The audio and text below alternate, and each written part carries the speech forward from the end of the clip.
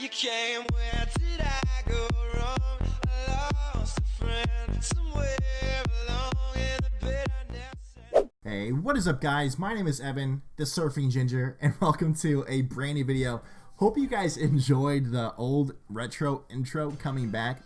I had a request from this guy in the comment section of my last video, who was obviously an OG member if he remembers this first intro I ever had like 3 years ago. So props to him, thanks for the comments, and I will be using this for the next couple of videos. I actually have like 20 intros I can cycle through, blah blah blah. Let's get into the meat of this video.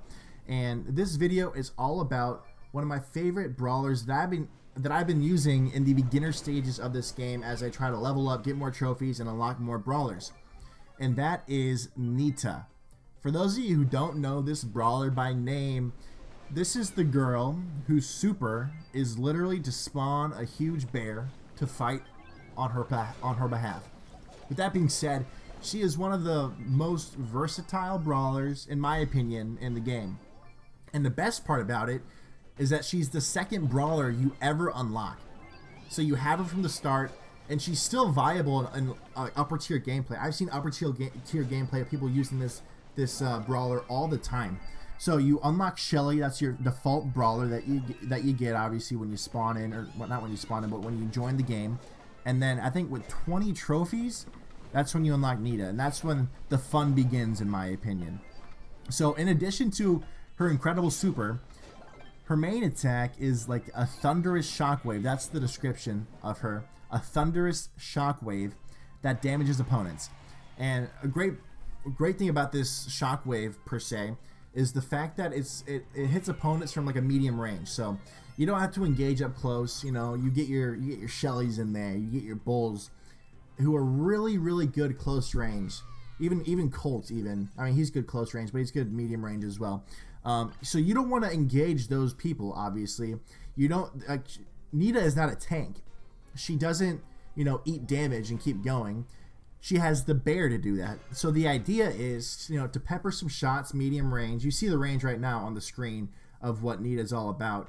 So I'm peppering shots mid range, getting my super kind of loaded up. Once I get the super, I spawn in the bear, and that's when you get the close range engagements. The bear will engage close range while you are using your tank from a medium range, peppering even more shots, making pushes, and getting another bear unlocked.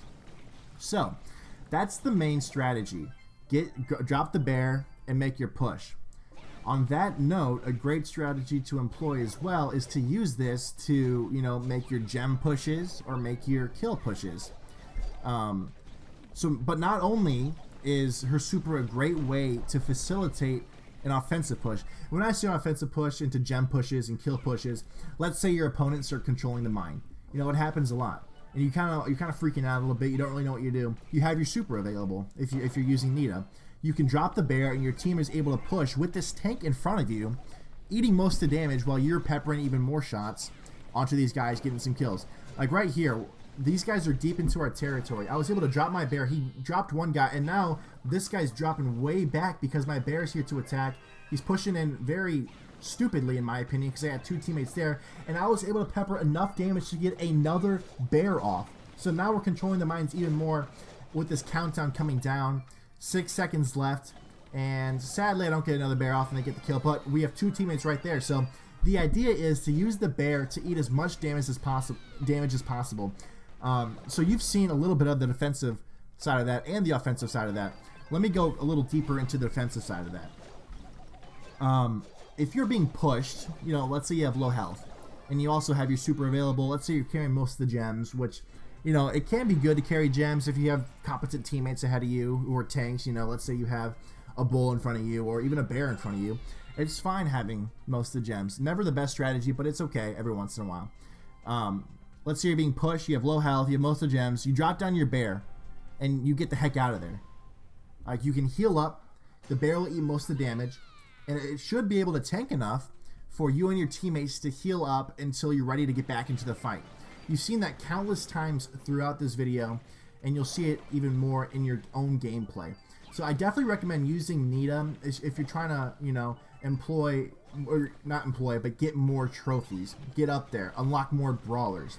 great way to do that. I think I have like 120 trophies. I started using Nita a lot. I also use Poco a lot. I'll have a video on Poco coming out at 7 o'clock tonight, so keep that in mind. Let me know what your favorite brawlers to use are mid-game, or not mid-game, beginning. This is my favorite beginner brawler. I'm obviously a beginner. Right here you saw a great defensive way right there. I had a bear pushing me and 3 players. Both my teammates were down. I was able to drop my own bear and get out of there while my teammates respawned. And now we're back in the fight. We're down 6-2. They're controlling the gems now. I'm just trying to get more damage. Sadly, I'm going to be killed here. But I did get some damage off, and my teammate should be able to take care of him here. But the best part is that my super is close. So her Nita, their Nita dropped their bear. So that was, again, a great example. Sadly, it was against us of the defensive purpose and defensive strategy of Nita using this bear. Tanked most of my damage, and now I'm out of ammo for the most part, so I kind of have to pull back. I'm not being the smartest player here. I dropped my bear, and it's really dumb because I go in front of it. You want to use the bear at all times to tank for you. You don't tank for the bear. The bear is a close-range attacker. You are the mid-range attacker. You drop the bear, you let it tank for you. That was a mistake on my part, but luckily my teammates are there, and we're still in the fight. The mines aren't really being controlled by anyone. At this point, actually, they might have the edge. They're up 8-5, but there are 3 gems on the ground. And I'm going to drop my bear right now, eat the damage there. Sadly, he went through, but the bear got the kill, and look at all those gems on the ground. Look at that. 16 gems to none, just because I was able to drop my bear on a stupid push by them, and we got the advantage. We took over the mines, and now we get to play defensively. I'm trying to unlock my super. I just dropped another bear, and my teammates are hiding obviously in the forest in the top left corner of your screen right now. I'm just taking out this Poco, and that is the win. So, great examples of offensive pushes and defensive strategies. So that's one of my favorite brawlers to use beginning game. I hope you guys see the strategy to use, see how good this brawler can be, and again, it is still used in the upper tier gameplay. So with that being said, you learn this brawler beginning, and you can still use it throughout as you get more trophies. So on that note, guys, thank you all so much for watching this video. If you want me to take a deep dive into another brawler, let me know. I will have a Poco video coming out in 2 hours at 7 o'clock tonight. Stay tuned for that. Be sure to subscribe to get that notification, blah, blah, blah. So with that being said, guys, I am over and out, and I'll talk to all of you beautiful people later. See ya.